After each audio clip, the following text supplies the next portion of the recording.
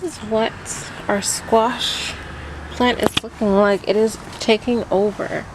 As you can see, there are some beautiful blooming nests all throughout these. You can see them all throughout. They're beautiful.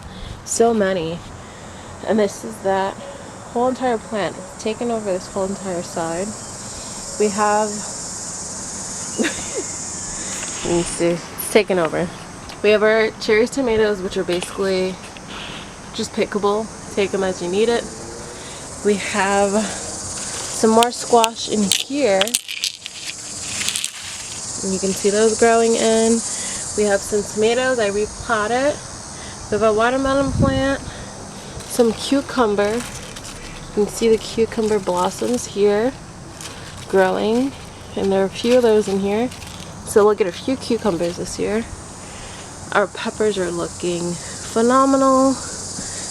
Another tomato plant. This is radishes. I'm pretty sure. I don't remember, but we'll see.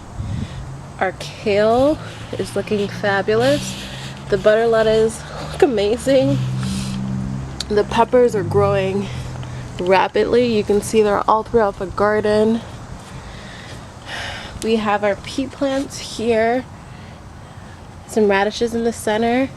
And spinach growing in.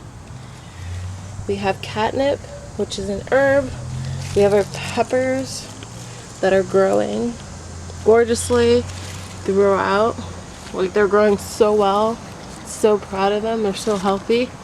And then we have this bean plant that's kind of climbing. And you can see the blossoms. Close up on the blossoms. They're so beautiful. They're like this nice shade of pinkish purple. And of course we got our herbs. We got our mint. We got some cilantro, basil, and our other plants. Then our newest addition is this beautiful, beautiful thing, the kale plant. It has a binary plant, so it'll die off and come back next year.